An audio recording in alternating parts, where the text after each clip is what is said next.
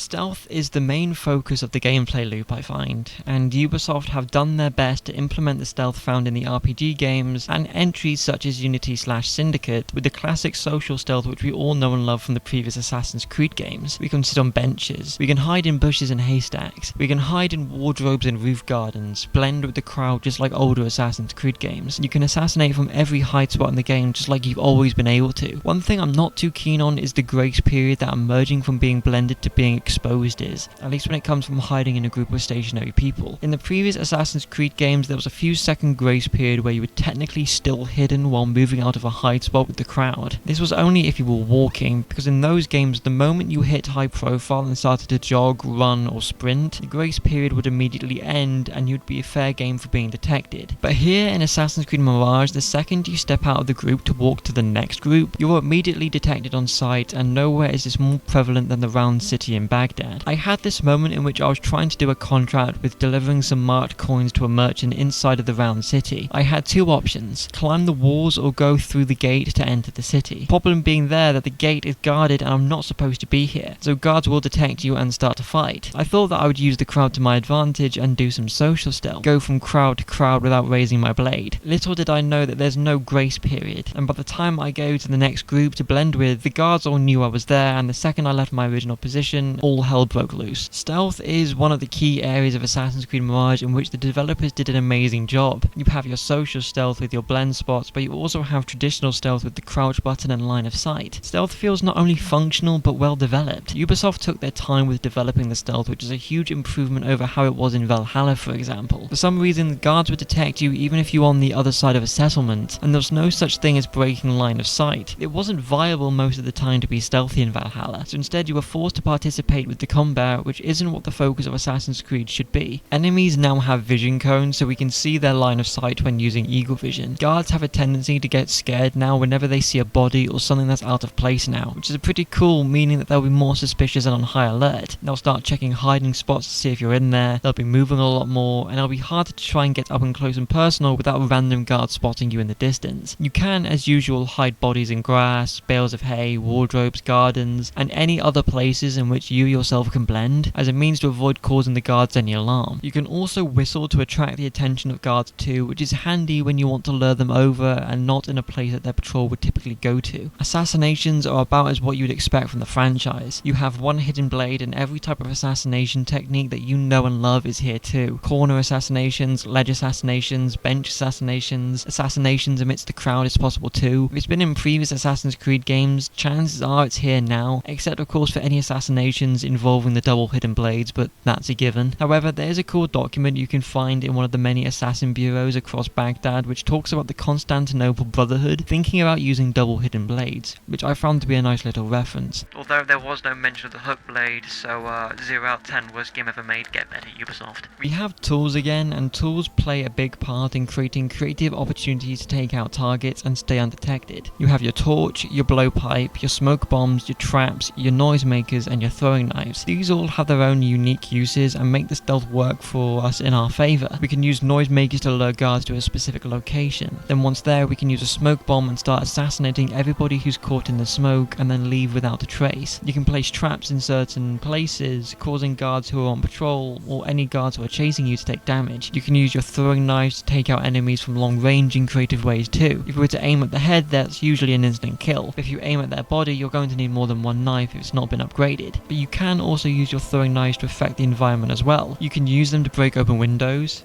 break barred doors from an opening on the opposite side. You can hit the weak point of a crane and cause all of its good to crash upon anybody unlucky enough to be standing underneath. As well as this, you can dismantle chandeliers, hit bags of powder creating a smoke bomb, causing more opportunities for chaos. That, or you can break open some chicken cages and let them distract the guards. Finally, you have your torch, which is useful for lighting up dark areas, and you can use the torch to light up old torches in dark areas, which was something I really liked. You have the potential of throwing them at flammable objects, causing either a fire or an explosion too. This is just talking about the tools without any upgrades. Assassin's Creed Mirage allows you to purchase upgrades for all of your tools barring the torch up to level 3. So that's 3 tiers you can purchase. The greater the tier, the more busted each tool becomes, and I mean busted. One upgrade you can get at tier 3 for the throwing knives is that you can dissolve the body of a target if you weren't seen, removing the need to actually hide the bodies. There's a case to be made that the tools are a bit too overpowered, but I'd argue that given how lackluster and underpowered you can feel in regards to the combat, it's a good thing to have the power fantasy of being overpowered with how stealthy you can be in this game. I mean, throwing knives haven't been particularly great after Assassin's Creed 1, but that's just my opinion. Yes, you could charge them in later games, but it wasn't the same. I liked that they were your ranged weapon, and it was an instant kill much like your hidden blade, but it was a high profile move. So if anybody saw you use them, you'd be detected instantly. Here in Mirage, you get that power fantasy again with the throwing knives. They're busted, way busted, considering you can lace them with poison and dissolve bodies, but it's fun. And I still felt like I should be mindful because the trade-off is you can only carry about 6 at a time. And many times I found myself having none on me when I really needed them, so I had to improvise and hope I found an ammo chest somewhere without being detected. Stealth feels fun. It's the ideal way to play this game. A lot of the stealth encounters in this game keeps this in mind. The varying levels, the multiple hide spots, the patrols, the environmental kills. It's fun to be able to throw a flaming vase at a group of guards when they see a dead body and they're gathering to investigate. It's fun being able to cause a chandelier to fall down on top of guards only to then jump onto the final guy assassinating him. Also, the window you have in being able to assassinate someone in this game is incredibly forgiving, at least on the normal difficulty, which is what I played on. Something which I would like to talk about, considering we're on stealth, is the multiple tokens we have in the game and the changes that have been made to social stealth systems. Social stealth is still here, but there's a catch. You can still walk amongst the people and be hidden, but to make true use of social stealth is often by using tokens. There's 3 types of tokens and they allow you to gain access to different services. Some of these are incredibly useful when in certain missions, for example, the black box missions which have returned, but we can also use these tokens for opportunities when out and about in the open world. For example, you can use a token on a merchant to allow you to pose as one of his workers, allowing you to go deeper into a location without attracting the attention of the guards. You can hire mercenaries to attack the guards head on, creating a distraction, allowing you to slip by unnoticed. You can hire musicians to play a song, causing all the guards in the area to abandon their post indefinitely, from my experience, to listen to them play. You can bribe guards and merchants to either look the other way when doing missions or to gain information without doing any extra hassle for these people you encounter. You can also hire a group of people to act as a moving blend spot which will go with you wherever you go within reason, much like the monks and the courtesans, without the flair of distracting them but having the freedom to go where you want to, instead of how it was in Assassin's Creed 1 with its monks being on a set path. I don't mind these additions because not only is this a type of currency which is in abundance when doing side missions or simply pickpocketing the local populace, but it makes sense when money is incredibly tight and it would be difficult to hire groups for 250 coins, for example, and it's a challenge to even get that much normally anyway. In my playthrough of the game, these tokens were abundant and there's plenty of opportunities to use them if you so wish, and I would recommend that you do so. So in a weird way, factions have returned and have been incorporated with the social stealth system, and adds more depth with the many opportunities we have at our disposal for going about missions and the environment our way. It's just another layer of the stealth which I quite enjoy. As I kind of mentioned earlier, black box missions have returned in all their glory with Assassin's Creed Mirage, and they are a treat to play. They are well thought out, well staged, and are a joy to play through. I won't spoil anything serious here, but like in Unity and Syndicate, there are a number of different ways of getting into a location and getting the job done, with each black box mission having its own unique assassination which we can take part in by doing things a certain way. The tokens we can collect come into play here as well. Our skills come into play here. There's a good few ways you can go about doing things in these black box missions, and it's such a shame that we cannot once again replay memories unless we reload a specific save file which we've made. Alright, so I've mentioned the stealth, the social stealth, the tools and the black box missions and the factions which have been implemented within the social stealth. Now it's time to look at notoriety in Assassin's Creed Mirage and fleeing. Assassin's Creed Mirage has a notoriety system, and it's a pretty reasonable one and very realistic. There are 3 levels to this notoriety system, and the more crimes you commit in front of the public or in line of sight of the other guards, the more it's going to increase and the hotter things will get for you. So if you go around stealing in front of people and killing guards while emerging from a bush, they will shout and cry for help, causing the guards to check out what's going on, leading Basim to say that he needs to leave the area. Get too notorious and archers will be placed on more rooftops, and bounty hunters will eventually come after you. You can tear down posters, bribe officials with tokens, or kill bounty hunters to reset your notoriety to 0. Snitches, as I like to call the public, are annoying, but I kind of love it. It adds charm and is pretty realistic, all things considered. The notoriety system works, and if the bounty hunters are annoying, you can easily keep an eye on your notoriety to keep it from getting to that point. There's always an official you can bribe for a token, and there's always posters which can be torn down. A common complaint, or rather a common nitpick, is that in previous Assassin's Creed games, these posters would be up on the rooftops where nobody except you and the odd guard will ever see them, but in Mirage, that's been changed. Posters are now on ground level, near places where groups of people are likely to see them. There's a poster nearby, there's a very high chance that people will come by and have a look at the poster, giving some flavour and character to the game world and making the place feel more alive. This makes the game more charming when, given the higher your notoriety can get, the guards and the public will often question if you're the one from the wanted posters. The time when your notoriety will become quite annoying is when you're trying to escape from an encounter. Basim isn't a fighter, as I mentioned earlier, any more than 4 guards, and there's a very good chance you're going to get overwhelmed and killed. So the logical next step when you know you can't survive a combat encounter is to flee. But this is where I have my first true complaint with the game. The enemy's line of sight, along with how far they pursue you, is insane. It feels as though they're chasing you to the ends of the earth sometimes. You twist and turn down side streets, climb onto the rooftops and parkour halfway across the map, and for some strange reason, they can see exactly where you are. It's a miracle sometimes when the line of sight actually gets broken and you hunt desperately for a blend spot and watch as the icon goes from yellow to blinking yellow to vanished. I love the notoriety system, I love how escaping feels intense, but I should be able to break the line of sight sooner than the game is telling me. Maybe I'm alone in that thought, please let me know in the comments. I am curious on if others have felt the same regarding this.